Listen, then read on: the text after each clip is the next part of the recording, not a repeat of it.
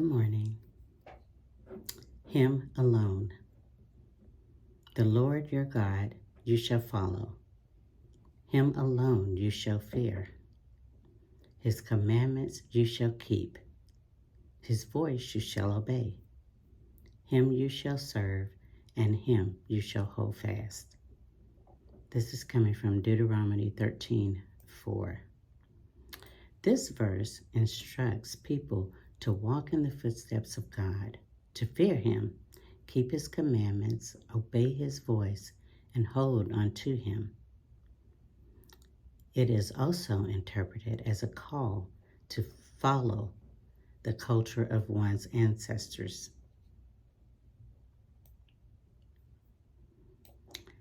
We shall follow him alone we shall fear.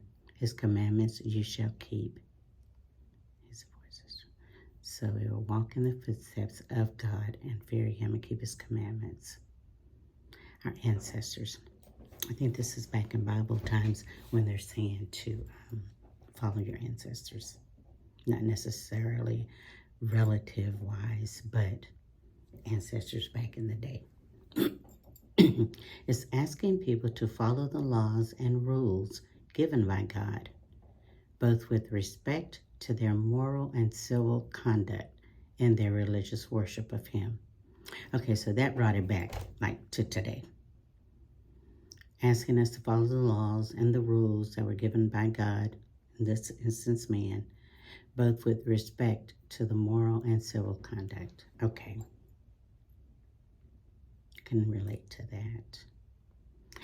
This chapter deals with 3 scenarios where the Israelites might be tempted to follow other gods by a false prophet who performs signs and wonders, by a close relative or friend who secretly entices them, or by a city that rebels and serves other gods.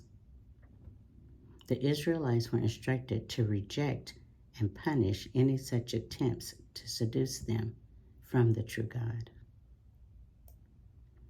God is gracious and kind, and we know that to be true. But he is also a jealous God. He wants to be enthroned by hearts given completely to him. There are many conflicting demands on our devotion. Causes that impassion us, ideas that excite us, visions that energize us. While our efforts for these things are just, they can often distract us from one purpose that should hold us and our allegiance. It's okay to have these other desires, other interests, but if it's taking us away from our focus, which should be God and his worship and service, then it can put in question our allegiance to God. Although the main focus was on false prophets back then, there are false prophets among us today. Oh. We were warned by Jesus to beware of false prophets who come to you in sheep's clothing. It could be anyone. It could be a relative. It could be a close friend. Somebody who secretly entices you to reject the knowledge that you have about God, or someone telling you to serve other gods.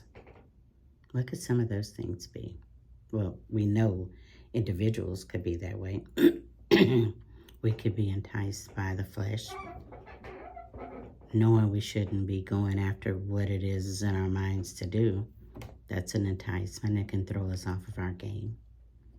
We could be, a job can be a source of distraction. Putting too much time into that job and not any time towards God, that could be a big distraction. Family. Oh, you don't have to be so religious. You don't have. Family always got something to say until you get yourself in something. Then everybody's got one word to say. Some ways to recognize false prophets. one way is that they tend to say things that people want to hear, saying things that just suit their own desires, you know. It's like, it's just, I'm going to say anything, doesn't matter what it is or how true or correct it is. That's something I think they want to hear. That's what I'm going to say. The sky is brown. No, it's not. Oh, okay. It's blue. Use your own brain sometimes. They teach a doctrine other than that of Christ. So they can sometimes introduce slyly, you know, introduce different heinous things, or they could deny even the sovereign Lord, you know, so they can do that by teaching false things, falsehoods, things you know to be not true. I mean, just from your own knowledge, things you know that aren't true. They use trick to pull people in. Oh, we know this to be true. There are people that use tricks to pull you in every day. I mean, it could be this scheme, that scheme, whatever it is, but it's always designed to lure you in, to make you want to come in and do whatever it is they're trying to get you to do. And it could be like, look, there's the Messiah.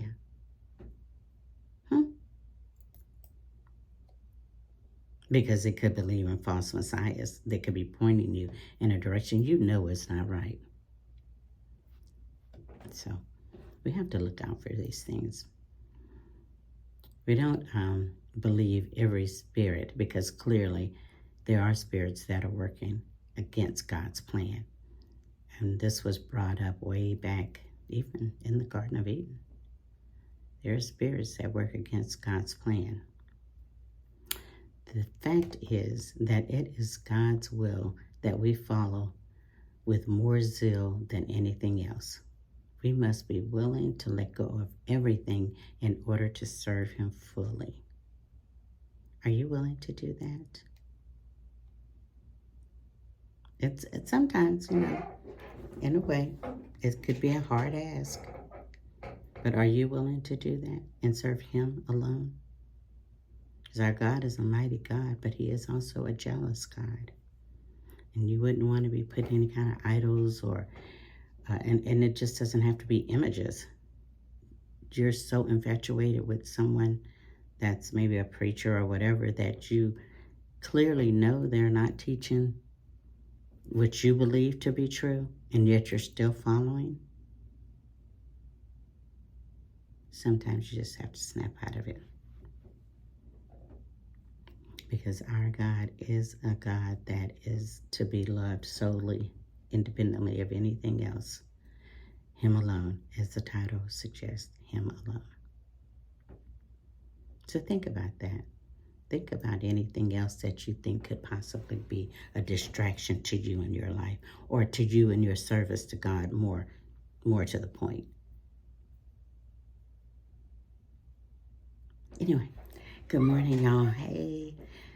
Y'all see where I'm at? Best place on earth. If anybody's listening. Best place on earth. Just joking. I'm at work and grateful to be here. Grateful for another day. How about y'all? Hey, when you see the video, say hello. Let me know y'all are with me today. Say hi, say something. I appreciate all those that do like and comment. It motivates me, you know, to keep getting up and to keep doing this. It doesn't necessarily have to be Bible related. I can speak on anything. If y'all have a topic, put it in the comments. If I can do it, we'll do it. Anyway, so today is Tuesday. It's Tuesday. Yeah. I don't have my sign, but I do have the barn. That barn is from Yellowstone, and it was put in my office by my coworkers because they know I love Rip on Yellowstone. And I think it's so cute and so warm and welcoming when I come to the office. It makes me feel good. So I've left it up the whole year. Clearly, it's not my birthday, but it's my birthday. Anyway, hey, anybody else feel that way about Yellowstone? It is so good. It was so good. And I don't know if it was just Rip that made it that good, but it was good. Anyway, I'm going to get off. I just wanted to make sure that I stopped by to say hello to y'all and give you a little morning motivation, inspiration, or whatever it is. And hopefully it retouches someone. Because we're all here to do the same thing, to live peacefully. Well, most of us are here for that. To live peaceably and, you know, just live a decent life. That's all we want. Just a decent life for us, for our families. It seems in today's times it's kind of hard to make that happen. But it's still a possibility. We still can do those things. We just have to be a lot more careful in today's climate, you know. Just kind of be a little bit more careful. And be careful in who you follow and who you put so much trust in. After all, these are just men. That's the one thing you really need to remember. These are just men. And sometimes they have their own agendas. And they're not necessarily aligned with what God has put in place for us. So don't get overly excited or overly worried. I don't want you to be oblivious to what's going on. Just be mindful and move a little bit differently and figure out what it is that you need to do to set yourself and your family up in a good position to be able to handle or deal with these things. It's nothing new. There have been times like this all throughout the history of the Bible. It's just, we're living it now. And it's like things that are happening, we're like, oh my God, can they do that? They're doing it. We just have to stay prepared. Anyway, y'all have a great day.